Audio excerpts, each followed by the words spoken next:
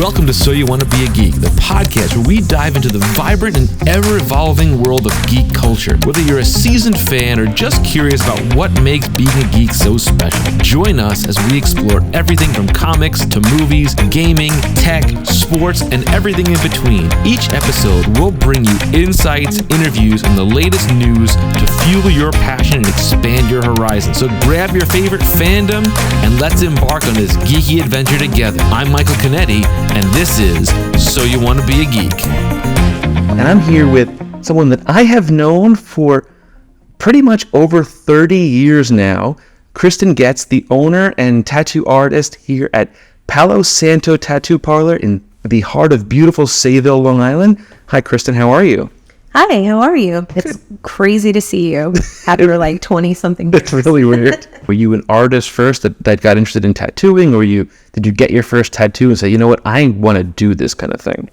I think that because of what I was into in high school, I was into art at that point, but I also liked alternative, as you might remember. I was very alternative. I just thought that like the two options were become a tattooer or a graphic designer, and I had no interest in graphic design. So that, you know, at that time, nobody had vision. Nobody was like, oh, you can be an artist and make money. So they're like, well, you should just be a graphic designer if you like art. And I didn't want to do that. Do people like seek you out now from like all over the place? Yeah. That's so cool. That's amazing. I'm really honestly very grateful because, you know, like I never saw that. I just wanted to be a good tattooer. You know, treat people well, do some nice work on them, have a good time, and, you know, that's it. So the idea that I do have 16,000 followers and I do have people coming from all over is really, it's an honor. That's cool. Now, when did you go from doing tattoos to saying, I want to open my own shop and I want to, you know, run my own business as well? Because that's a whole other can of worms, because you have staff and, you know, insurance and licensing and all that kind of stuff. How did that come about? It was always the goal. I really had the goal of owning my own business. I wanted to take tattooing as far as I could, but I worked under two separate tattoo shops prior for about 7 years each. The second one, I was really left up to my own devices. He was a great teacher. The first shop was just like, oh, well, you know, just figure it out. You know, because the owner was the apprentice of the previous owner, and she actually didn't have a ton of experience herself. Mm-hmm. So I was left up to my own. And then when I went to the next studio, he was more like, I'm going to show you how to do things correctly, because I don't know how you're throwing down beautiful portraits, but you can't throw a clean line in somebody.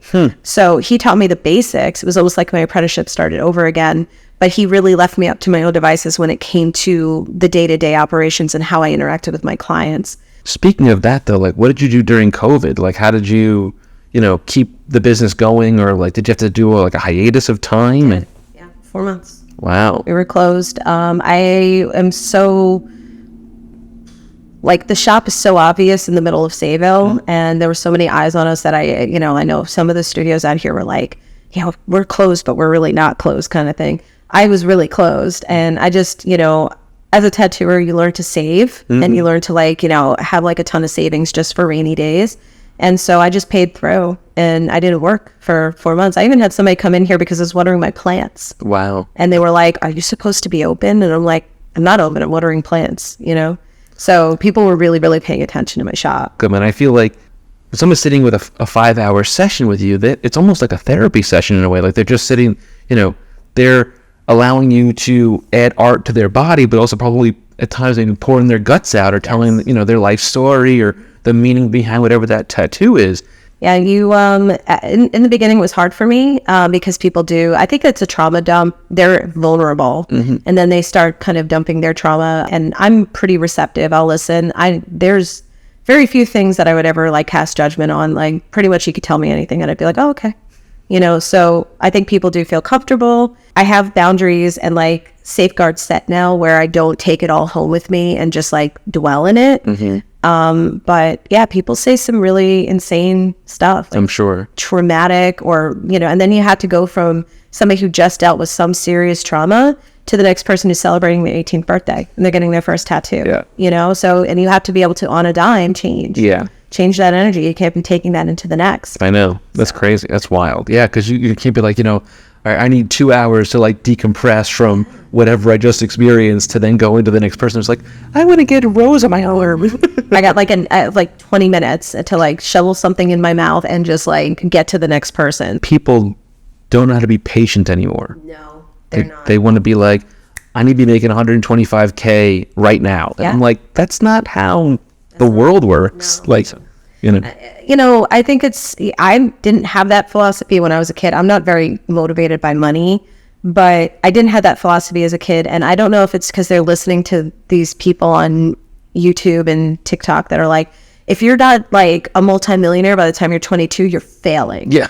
And I think they're all like 20 years old, be like, I got to buy my first rental property. And I'm like, no, or maybe you can just, they don't have the money to do it. Right. They're going to sink. Yeah. Is what's going to happen. And we have this added issue right now. I've heard stories of other shops that have dealt with things like, going back to what you were saying about the women coming in. And I love that we're now more of an even playing field, not just for women, but also for members of the LGBTQ community, as well as also people of color, because there was a lot of gatekeeping, especially here, when it came to anything other than like typically like straight white male. Yeah. Back in the 90s, there were a handful of female tattooers when I started, but prior to that, it was like just like biker guys, So it's nice to see that there's more representation and more people being allowed to flourish within this industry, and it just creates, I think, better art, because these people prior that were keeping everybody out, they're lazy. They were doing lazy tattoos on people. They were treating people badly. And now that we have this level of competition, and it's not just coming from like one particular demographic, it's all over and it's very shared now. It's such a better experience. But at the same token, I hear stories of things like tattoo shops taking on female like apprentices, the apprentice acting very poorly, being basically unmanageable, and then claiming misogyny when they get fired. And that doesn't help anybody out. I have, some experiences with that where I understand like the inner dynamics of what happens. It's like they wind up very short-lived. They don't usually make it because nobody wants to deal with them. They already have a bad reputation as somebody that can't get along with everybody. Just like little comforts here and there where people like, feel that they're getting what they're paying for. Not just a nice tattoo, but also a great experience. Right. And I do also cater to the studio. It kind of caters to people like, this is like a very all is welcome type of space. And if there is something that isn't right, like we have ghosts. I know we have ghosts. We have actually 2 ghosts, and sometimes the vibe is weird in here. So like we do go out of our way to try to like make this space a little bit more like it's just a pleasing energy. But it took 7 years. It was not feeling like this in the beginning. Do you have a particular tattoo that you either have on yourself or that you've done that was really, that left a mark on you, like left a memory and like feeling and stuff? The first one that comes to mind is so hard because I've done so many tattoos on people. There's one in particular that I did a long time ago on a friend of mine, and it was supposed to be like a realistic version of the cat from Lady and the Tramp.